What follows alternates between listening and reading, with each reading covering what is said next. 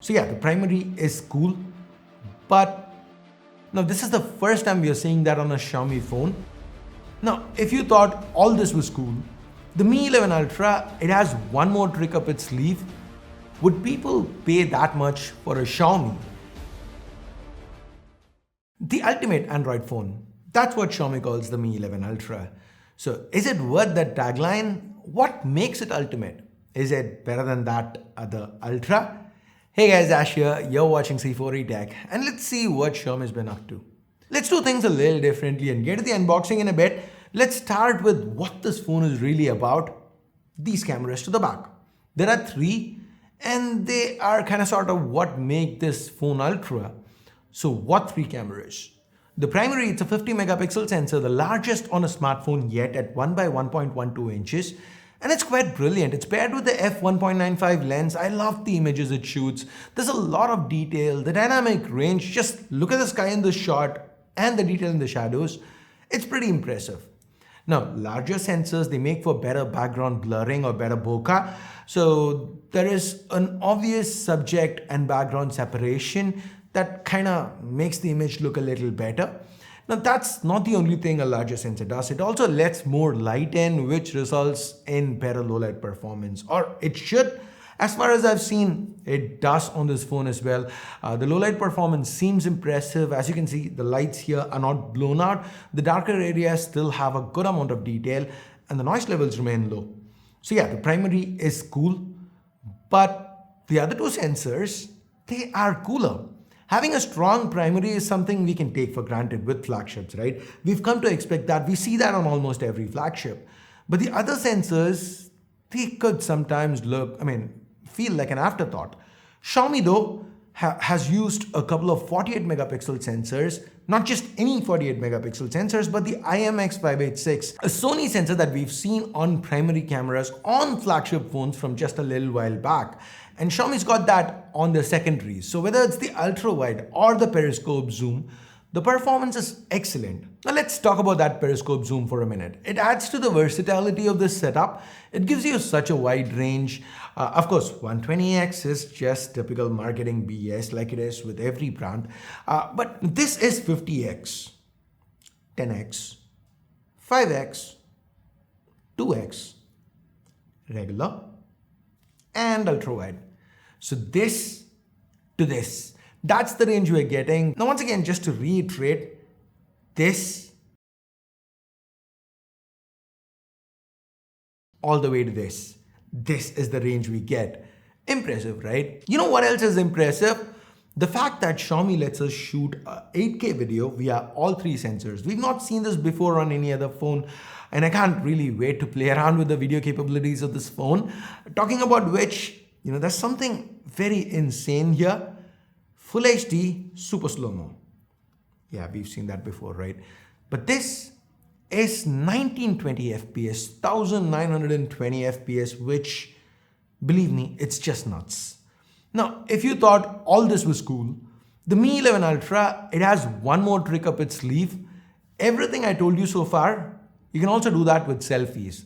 I know that doesn't mean you've got all these sensors to the front. It's just that there is a display to the back. This is a tiny 1-inch OLED screen. It makes using all this optics for selfies a reality. No, it's not just selfies. You can set up this little display to do a lot more. It can display the clock. There are different clock styles. It can display the date and day, battery levels, or you could have any text as a signature. As you can see, there is a lot of granular control. You get to choose the color of the text, the alignment, the text size, the font weight, spacing, and a whole lot more. I really like how there is a preview here with the cameras and everything. It gives you an idea of how things are gonna look. You don't have to keep flipping the phone back and forth to actually see that. And you can even set a picture here if you want to. Well, it's a vanity option, but hey, even pinch to zoom works at this point. It's something small. These are nice little touches. Xiaomi's attention to detail here is commendable. You get to activate this display with a double tap, and it's got a very short timeout, a max of 30 seconds, so it shouldn't really adversely affect battery life.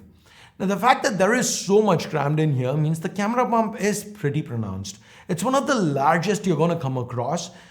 Just look at this.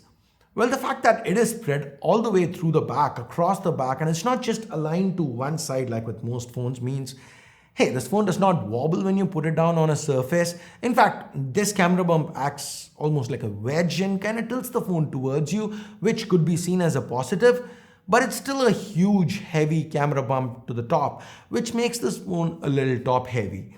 And that is something you can notice when you're using it. It's not just a theoretical detail. I can see this being a deal breaker for some, but if you can put up with that, the rest, it's very impressive. Xiaomi's gone all out. The back here is ceramic, the most premium material they could have used.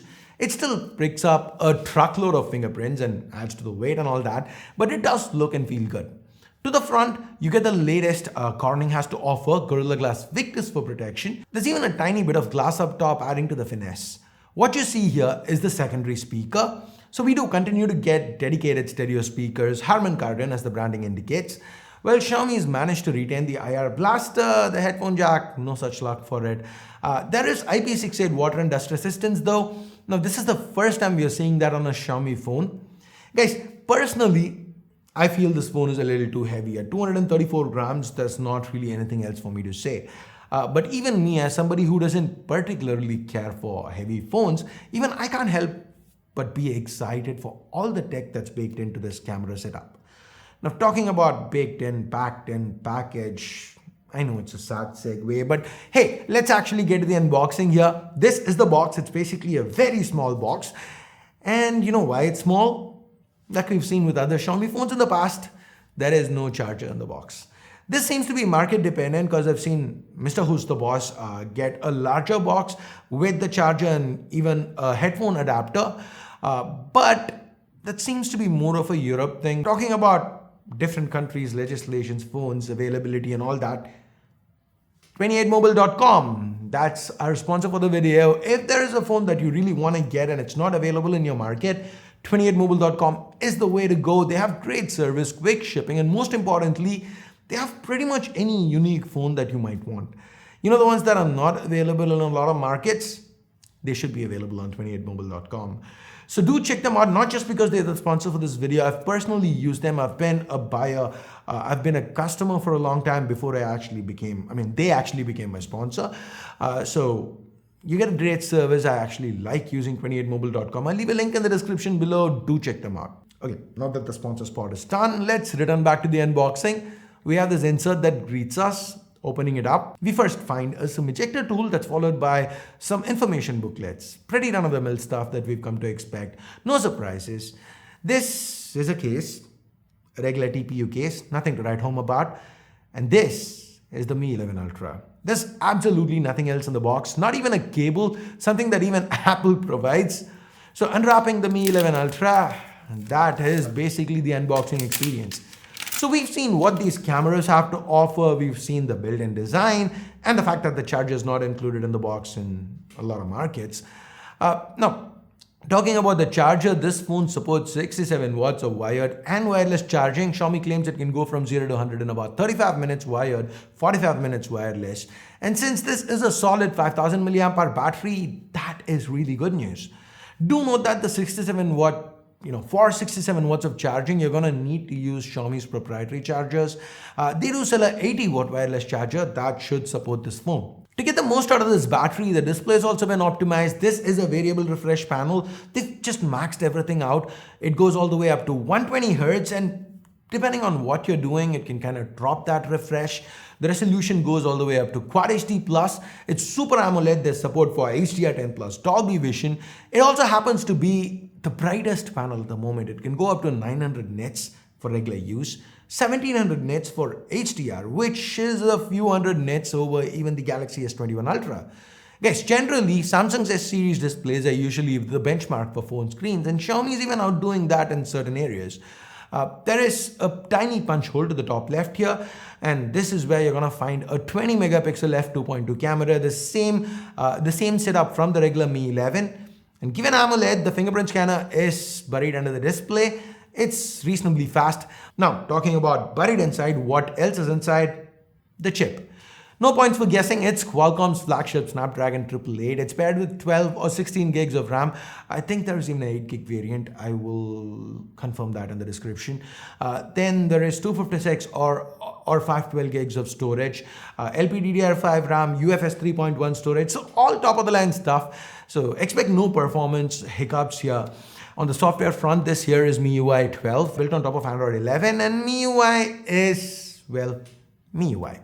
There's nothing new for me to talk. Okay, actually, you know what? There is something new for me to talk about with MIUI 12. I actually noticed this while I was testing out the Redmi K40 Pro, and the same thing happened with the Mi 11 Ultra too. MIUI does not allow for gesture control with third-party launchers. So you're gonna have to resort to using a navigation bar, which feels so 2019. If you wanna use, say, Launcher or Nova. For gesture, if you want to use gesture support, then you're going to have to stick with the standard MIUI launcher. Now, is this only for the Chinese ROM, or is this limitation even going to be applicable for the global or Indian ROMs? I don't know at this point. If you have a global or Indian ROM on any phone, MIUI 12.5 that is, please try using navigation gestures with a third-party launcher. Let me know how it turned out in the comments below. And that's basically it. This is the Mi 11 Ultra. Xiaomi is expected to price it pretty high in India. Manu Kumar Jain is kind of setting expectations. He's committed to a sub 1 lakh price point. As of that's a very normal thing for a Xiaomi phone. Basically, guys, I don't expect it to be, in the higher 90,000s. If you ask me, I would expect this phone to come somewhere around 80,000 rupees. Now, yes, the European price is 1,300 euros, which indicates a 1 lakh rupee-ish pricing, and that is even higher than the S21 Ultra's price in Europe, given the S21 Ultra sells for 1 lakh 5,000 or 6,000 in India. Yes, you could expect higher 90,000s, but I feel it's still going to be priced around 80,000 rupees because they've come out and said it will be under a lakh, which kind of means they're setting expectations so that when they eventually say it's 80,000, people are going to be like, hey, it's still good value. Now, another reason why I say around 80,000 is because in Malaysia, it's selling for what converts to about 78,000 rupees. So I would be very surprised if this phone it comes to India for in the high 90s. Now, the big question here is, let's say, even if it's priced in the higher 70s or lower 80Ks, would people pay that much for a Xiaomi? End of the day, the brand value is something people are, at least buyers in India are very interested in. So it does seem to matter in the Indian market. Are people going to choose this over other phones? Will people pay above 80,000 rupees for a Xiaomi phone?